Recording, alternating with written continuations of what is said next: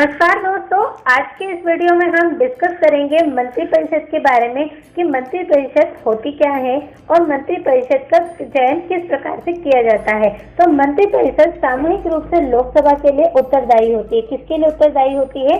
लोकसभा के लिए उत्तरदायी होती है। अब मंत्री परिषद को ग्रुप ऑफ पीपल भी कहा जाता है। इसमें कितने सदस्य होते हैं? इसमें कैबिनेट मंत्री होते हैं, राज्य मंत्री होते हैं और बिना विभाग के मंत्री होते हैं। और इनका मंत्री परिषद का जो चयन होता है वो आर्टिकल 74 के अकॉर्डिंग प्रेसिडेंट के द्वारा इसका चयन किया जाता है। किसके द्वारा किया जाता है? प्रेसिडेंट के द्वारा मंत्री परिषद का चयन किया जाता है। और इसमें जो अध्यक्ष होते हैं वो कौन होते हैं? पीएम होते हैं, यानी प्राइम मिनिस्टर होते हैं। मंत्री परिषद की अध्यक्षता प्राइम मिनिस्टर करते हैं और मंत्री परिषद को क्या कहा जाता है?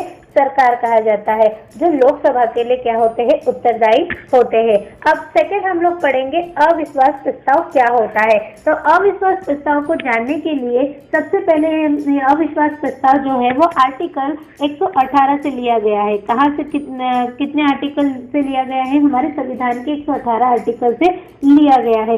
इस आर्टिकल के दौरान ये एक संसदीय प्रक्रिया होती है जिसमें संसदीय प्रस्ताव रखा जाता है। अभी जो संसदीय प्रस्ताव है, यह प्रस्ताव संसद के द्वारा सरकार को कमजोर करने के लिए किया जाता है और यह जो प्रस्ताव है वो विपक्ष के द्वारा रखा जाता है। अगर हम एग्जाम्पल के द्वारा समझे तो एक बीजेपी की सरकार है और एक कांग्रेस की सरकार है। अब कांग्रेस की जो सरकार है वो क्या चाहेगी? बीजेपी की सरकार को गिराना चाहेगी, उसे कमजोर करना चाहेगी। वो नहीं लाना चाहेगी कि इसे अविश्वास प्रस्ताव पहले इसके लिए पारित किया जाए। तो सबसे पहले वो क्या करेगी? एक लिखित में या नोटिस में एक अविश्वास प्रस्ताव पारित करेगी और 50 सदस्यों के द्वारा यह क्या होगा? इसका समर्थन प्राप्त होगा। अब ये जो प्रस्ताव होता है यह 50 सदस्यों के द्वारा समर्थित किया जाएगा। अब जो बीजेपी की सरकार है उसे अपना अविश्वास पत्र को क्या निरस्त करना होगा या उसे अपना विश्वास मत लोगों से प्राप्त करना होगा। तो वो किसके द्वारा करेगी? बहुमत के द्वारा करेगी। तो बहुमत में कितने सदस्य होते हैं? 273 सदस्यों की मेंबर होती है। अगर मान लो कि 273 में से 255 सदस्य ही आए तो अब ये जो अविश्वास पत्र है पूरी तरह से रद्द नहीं होगा और वो सरकार क्या हो जाएगी? पूरी तरह से निरस्त हो जाएगी। तो इस तरह से अगर अविश्वास पत्र प्रस्ताव को रद्द कर दिया जाता है, निरस्त कर दिया जाता है या बहुमत प्राप्त हो जाता है सरकार को या वो पूरी तरह से जनता का समर्थन प्राप्त कर लेती है, तो अविश्वास प्रस्ताव को क्या कर दिया जाता है? खारिज कर दिया जाता है। अविश्वास जो प्रस्ताव है वो सत्र में केवल एक ही बार लिया जा सकता है, यानी एक ही बार वो किया जा सकता है जिसमें सदस्यों की जो संख्या होती है वो 50 सदस्य होते हैं। अब सबसे पहले विश्वास मत कौन हासिल नहीं कर पाया था? तो सबसे पहले जो प्रधानमंत्री थे वो हमारे विश्वनाथ प्रताप सिंह थे, जो पहले एक ऐसे प्रधानमंत्री थे जो विश्वास मत हासिल नहीं कर पाए थे। अब सदन की कार्यवाही के लिए न्यूनतम कितने सदस्य होने चाहिए?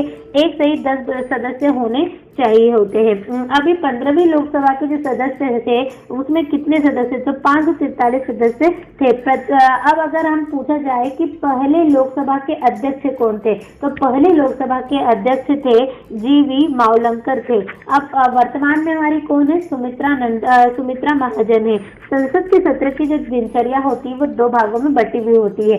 पहले जो सुबह का जो समय कार्यकाल होता है उसे प्रश्नकाल कहा जाता है और जो बाद का जो कार्यकाल होता है उसे क्या कहा जाता है? कार्यसूची कहा जाता है।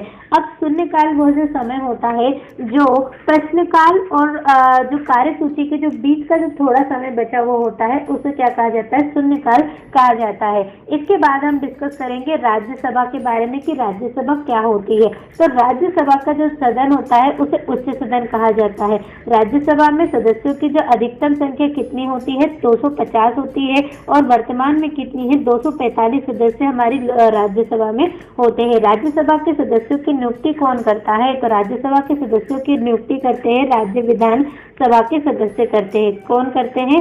राज्य विधानसभा के सदस्यों के द्वारा राज्यसभा के सदस्यों की नियुक्ति की जाती है।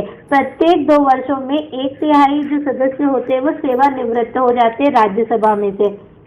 और अगले अतः राज्यसभा कभी भी भंग नहीं होती है। सबसे पहला एंड मोस्ट जो पॉइंट है कि राज्यसभा कभी भी भंग नहीं होती है, ये स्थायी राज्यसभा होती है, ये स्थायी सदन होता है। राज्यसभा के सदस्यों का जो कार्यकाल होता है वो कितने वर्षों का होता है, तो 6 वर्षों का कार्यकाल होता है। उपराष्ट्रपति राज्यसभा का पदेन सभापति होता है और इसका कार्यकाल कितने वर्षों का होता है, 5 वर्षों का कार्यकाल होता है।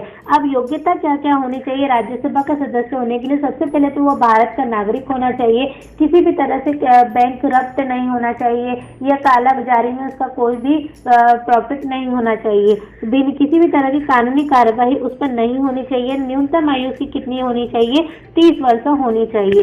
अब राज्यसभा में सदस्यों की जो संख्या होती है वो 245 होती है वर्तमान में, और अधिकतम सदस्य कितने होते हैं, 250 सदस्य होते हैं। अब 245 में से भी जो 12 सदस्य होते हैं वो राष्ट्रपति के द्वारा चुने जाते हैं, और 233 जो सदस्य होते हैं वो अधिकतम चुने जा सकते हैं।